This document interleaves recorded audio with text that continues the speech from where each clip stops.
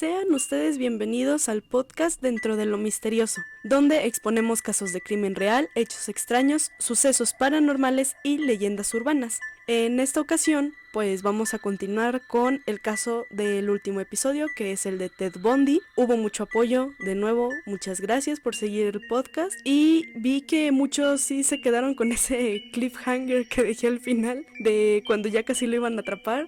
Hoy pues sí nos vamos a centrar un poquito más en todo esto de los juicios. En ciertas ocasiones Bundy logró escapar de prisión, pero pues eso ya estará un poquito más adelante en el episodio. Y pues verán, este caso sí fue muy largo de investigar y de grabar, por eso lo quise dividir en dos partes. Y pues como dije anteriormente, nos vamos a centrar en todo el proceso legal que Ted Bundy tuvo al ser capturado. Pero antes de hacer esto, tenemos que recapitular en caso de que no se acuerden. Pues de todas formas ahí está el episodio en Spotify, Apple Podcast, en YouTube ahora, también nos pueden encontrar por ahí. Y recapitulando, pues Ted Bundy fue un asesino serial de mujeres jóvenes que estaban cursando la universidad, los estudios universitarios, y él estuvo activo durante la década de los 70s. Y una de las características de las víctimas de Bundy, aparte de la que dije anteriormente, era que todas tenían el cabello castaño oscuro. Esto se relacionaba directamente con una exnovia que él tuvo llamada Stephanie Brooks y con quien mantuvo una relación amorosa de 2 años, pero que Stephanie lo terminó por la inmadurez que él tenía en ese entonces, y esto era como que lo motivó a empezar su historial criminalístico y se mantuvo activo desde 1974. Pues tras varios meses donde hubo varios intentos fallidos de la policía por encontrar al autor de estos atroces crímenes, el 4 de noviembre de 1974, gracias a que Ted excedió los límites de velocidad en busca de una víctima, esa noche lo detiene un policía, le hacen un chequeo al auto y al encontrar ciertos objetos sospechosos, como lo son una cinta de aislar, una barra de metal que estaba ligada a los asesinatos y unas esposas, pues deciden llevarlo a la comisaría. Ahí es donde una de las chicas que logró escapar de las manos de Bundy, de nombre Carol Darroch, que se acordarán que lo mencioné en el episodio anterior, lo había denunciado anteriormente por un intento de secuestro, y pues la policía, al tenerlo ya capturado, deciden llamarla y decirle: oye, ya tenemos unos cuantos sospechosos, queremos que vengas a reconocer quién es el posible secuestrador. Ella fue, la pusieron en este cuarto donde ponen luego a las víctimas. Lo más seguro es que lo han visto en muchas películas, que los ponen en fila y la víctima lo tiene que reconocer a alguno. Pues así le hicieron con Carol, y ella de inmediato reconoce a Ted, dice: él es el hombre que me intentó secuestrar. Y de aquí, bueno, sería el principio del fin de toda la ola de terror que causó Ted. Y en sí el juicio tardó casi 2 años en dar inicio, y aparte, como no había suficientes pruebas, Bundy estuvo en libertad condicional. Entonces, en lo que organizaban todo ya bien, pues se mudó a las montañas de Colorado en 1975 y allí continuaría con asesinatos. Entonces les voy a decir algunos nombres de las víctimas, no voy a ser tan explícita porque ya se repite este patrón que les dije en el episodio pasado. Y estas víctimas fueron Carrie Campbell, Julie Cunningham, Denise Olberson, Melanie Cooley y Shelley Robertson. Todo esto sucedió mientras la policía encontraba los cuerpos de otras víctimas, de todas las que les mencioné el episodio anterior. Y pues si recuerdan algunos de los nombres que mencionaré, pues sabrán que son de las primeritas víctimas que tuvo él.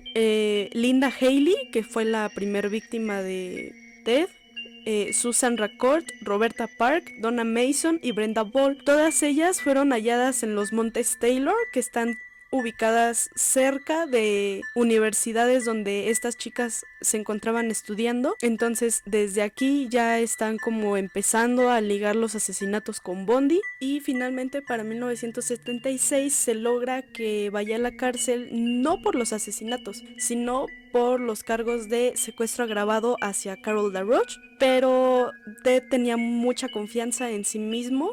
En ese entonces tenía apenas 29 años y logró evadir por ahora una sentencia de muerte, pero tendría que estar durante 15 años en prisión con oportunidad de tener libertad condicional, o sea, como ¿por qué? Pero bueno, esto fue porque principalmente en las pruebas psico y toxicológicas comprobaron que él no era un psicótico y tampoco consumía nada de drogas en exceso ni alcohol. Entonces esto le dio cierta ventaja. Ahora, ¿qué pasa con los asesinatos? Pues en un peritaje que le estaban haciendo al auto durante todo este proceso penal que le estaba llevando a cabo, pues encontraron cabellos pertenecientes a las últimas víctimas, las que mencioné apenas hace unos segundos. Entonces esto fue suficiente para que las autoridades lo llevaran nuevamente a juicio, ahora sí por cargos de asesinato. Aquí ya comenzamos a ver una versión muy molesta y prepotente de Bundy. Esto porque por el mismo protocolo que se tiene que llevar en estos juicios, pues las autoridades le proporcionan a la parte demandada la oportunidad de tener un abogado que lo defienda. Pero en este caso, Bundy, muy confiado en que por sus estudios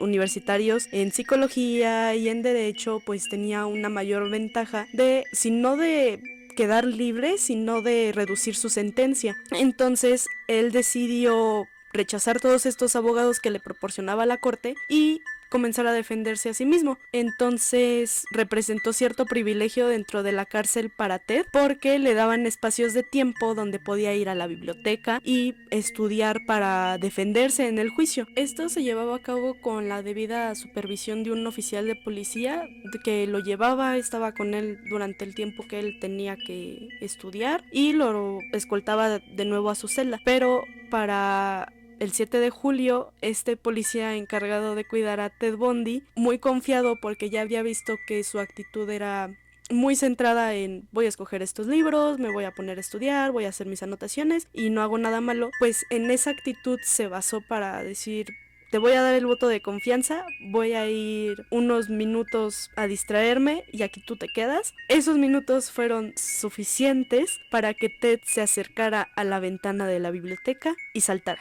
Pues se podría decir que fue algo muy impulsivo por la parte de Ted, ¿no? Decir, pues está loco porque salta de la ventana. No fue así.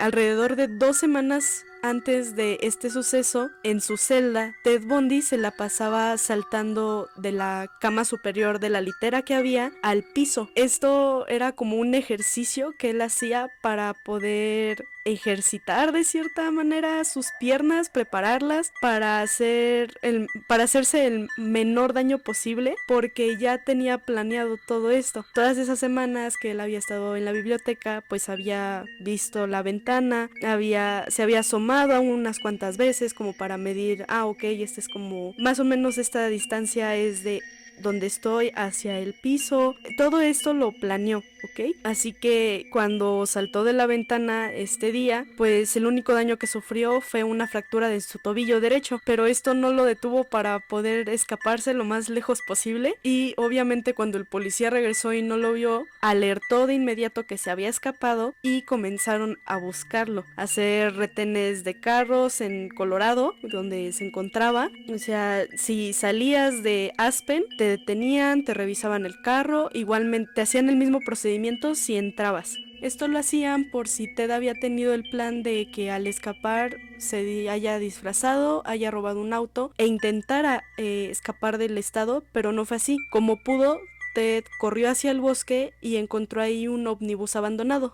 Ahí se refugió por unos cuantos días y para lo único que salía de ese escondite era para robar en pequeñas tiendas algo de comida. Pero pues a todo esto se van a preguntar cómo lo atraparon de nuevo. Ahí les va. Ahora sí, Ted tenía el plan de robar un auto y escaparse del estado, pero una persona lo vio intentando robar un Volkswagen que tenía las llaves puestas, llamó a la policía y dijeron, ahí tenemos a nuestro sujeto. Lo volvieron a llevar a la celda y ahí se quedó, pero para enero de 1977 sería la segunda vez que Bundy se fugaría de prisión. Esta vez estuvo semanas sin comer y como que calculando el espacio donde podía caber, porque quitando una losa del techo, más o menos vio que esa podría ser una vía de escape. Entonces sin comer, bajó de peso lo suficiente para meterse con facilidad en esa losa del techo y escabullirse por ahí. Esto lo hice durante la noche y la policía se dio cuenta hasta que era pasado el mediodía.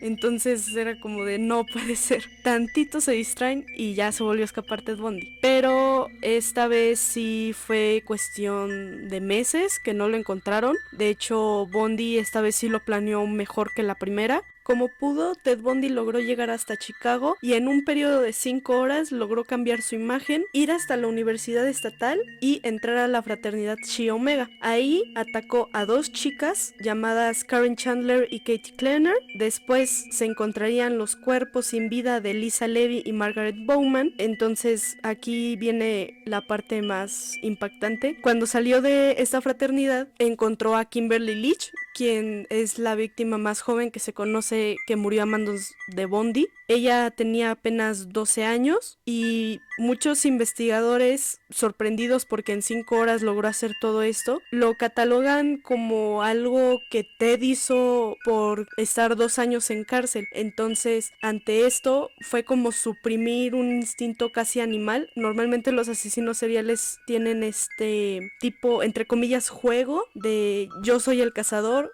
tú eres mi presa. Entonces, este impulso lo tuvo que estar resguardando durante 2 años y durante esas 5 horas se dice que pues lo desató. Por eso en tan poco tiempo hubo tantas víctimas. Y bueno, cuando encontraron el cuerpo de Lisa, una de las chicas que falleció ahí en la fraternidad, encontraron que Bundy le había mordido una pierna. Entonces esto más adelante se los explicaré más a detalle porque fue una pista muy importante para su enjuiciamiento. Y bueno, después de los ataques y asesinatos de Chicago, pues robó un BMW y se dirigió a Pensacola, Florida. Ahí fue encontrado en un hotel. Esto no fue porque lo reconocieran o algo así, sino que ya tenían como la alerta del robo del auto y la policía cuando vieron las placas ya fueron como de, esta es la alerta que nosotros teníamos y así fue capturado. Y después de estas 2 fugas y los juicios que no se llevaron a cabo, ahora sí, el 25 de junio de 1979 se le acusa a Bundy de haber asesinado a 36 mujeres, pero que se tenía la sospecha de que en realidad fueron más de 100 las víctimas que sufrieron a manos de Bundy. Este dato lo dije en el episodio anterior muy rápido, pero sigo recalcando mi punto de vista. Se me hace muy poquito por lo que le enjuiciaron si dicen que hubo más de 100 asesinatos, pero en fin. Igual aquí quiero abrir un paréntesis. Si eres sensible a temas muy explícitos, por favor, te sugiero que desde este punto adelantes unos cuantos segunditos más adelante por lo que voy a mencionar. Aquí cierro el paréntesis. Se comprobó durante el juicio que Bundy, además de haber matado y violentado sexualmente a sus víctimas, también mantenía cráneos o huesos de las mismas chicas que asesinaba como una especie de trofeo. Y por si eso fuera poco, algunos de los cadáveres de las chicas que encontraba, por así decirlo, más atractivas, pues se le hacía fácil guardar los cadáveres y practicar actos de necrofilia. Para los que no saben qué es este término, es que un ser humano mantiene relaciones sexuales con cadáveres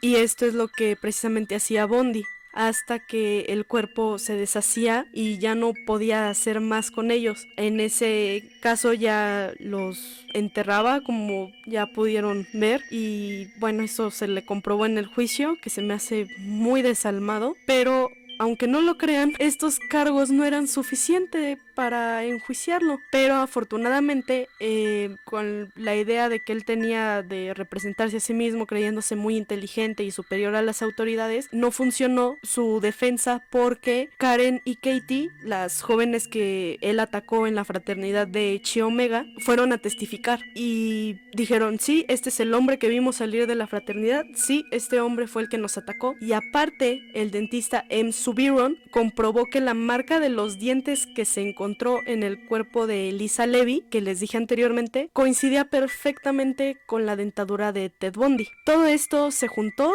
con los cabellos que encontraron en el auto hace casi 2 años ya, y esto fue suficiente ahora sí para que el 31 de julio de este año 1979, después de que se deliberara por 7 horas, ya se declarara a Ted Bundy culpable y el juez decidió sentenciarlo a la silla eléctrica. Pero si tenían duda todavía de que Ted era inteligente, pues pudo evadir esa pena de muerte. ¿Cómo? Muy fácil. A las autoridades, cuando lo volvieron a llevar a su celda, les empezó a decir dónde estaban enterrados algunos de los cuerpos de las víctimas que mencionamos en el episodio anterior, y esto hizo que su sentencia de muerte la evadiera durante 3 ocasiones durante los meses de marzo, julio y noviembre hasta el año 1986. O sea, vean todos los años que pudo evadir la muerte de este hombre, les digo, de una manera muy inteligente. Y pues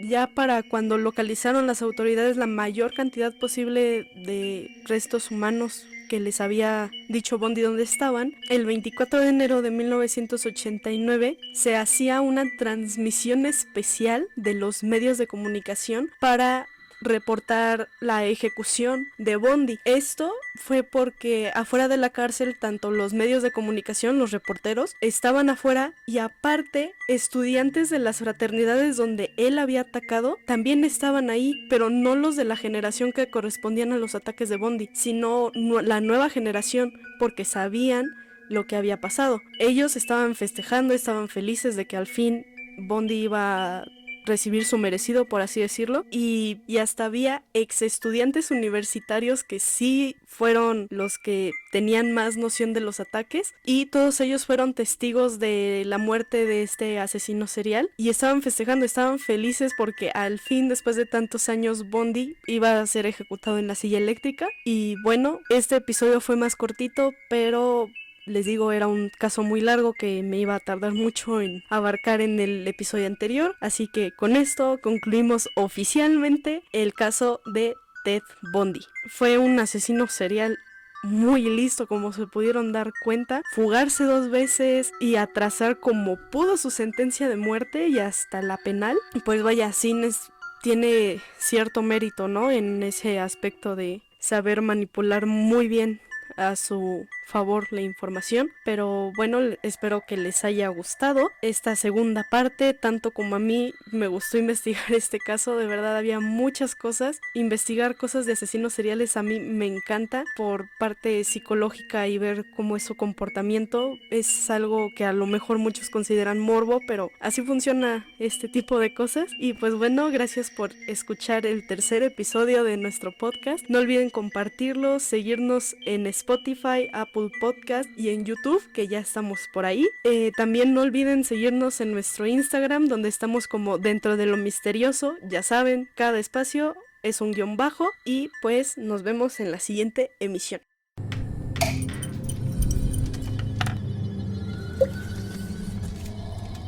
Dentro